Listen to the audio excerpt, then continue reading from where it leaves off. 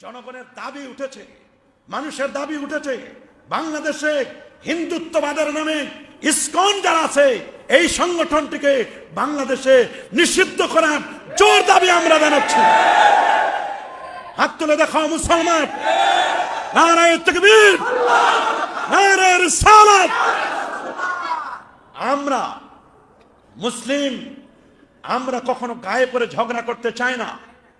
কথা বলে, আমাদের সভ্যতা সংস্কৃতি রয়েছে, আমাদেরকে বুঝতে হবে এদেশের মধ্যে যারা বিশৃঙ্খলা করতে চায়, এদেশটিকে যারা অন্য প্রভুদের কাছে দিয়ে দিতে চায়, কখনোই তাদের আশা সফল হবে না।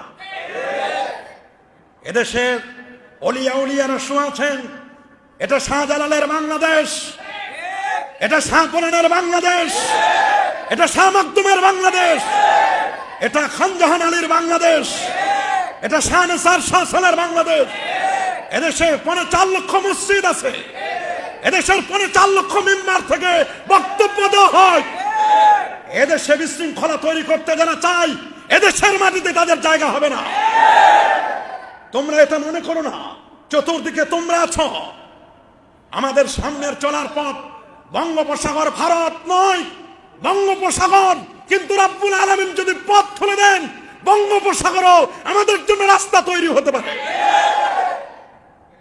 হযরতে মুসা কালিমুল্লাহ, যিনি আল্লাহর সাথে কথা বলেছিলেন, সুবহানাল্লাহ বলেন, বলবেন হুজুর রাজনীতির কথা নয়, মসজিদকে আমরা রাজনীতি মুক্ত করতে চাই।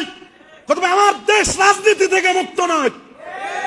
মসজিদের সমসাময়িক বিষয়ে কথা বলতে হবে, না হলে আল্লাহর দরবারে বোবা হিসাবে আমি উঠবো। আমি কখনো বোবা হিসাবে উঠতে চাই না। দেশের শান্তি শৃঙ্খলা বজায় থাকুক, আইন আমরা কেউ হাতে তুলে নিব না, আমাদের আইন আমাদের হাতে তুলে নিব না। আইন শৃঙ্খলা দায়িত্বশীল যারা আছেন, ইতিমধ্যে প্রধান উপদেষ্টা সহ এরাও সোচ্চার রয়েছেন।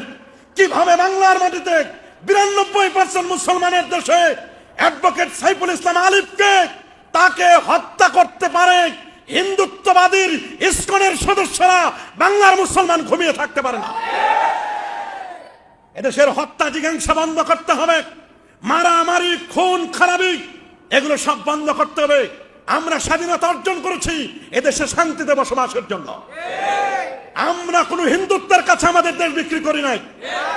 এটা অলিয়া উলিয়ার বাংলাদেশ। এদেশে মানুষেরা থাকবে, মসজিদে আজান হবে, নামাজ হবে, হিন্দুরা তাদের মন্দিরে তাদের কাজ করবে, তাদের সাথে আমাদের কোনো গ্যাঞ্জাম নাই। তারা পূজা করেছে, দুর্গা পূজা করেছে, কোনো বাধা দিয়েছি আমরা? বরং আলেম ওলামারা সেই পূজায় গিয়ে পাহারা দিয়েছে, তাদের মন্দির, তাদের নিরাপত্তা দিয়েছে। কথা বলেন না, এটাকে কি তোমরা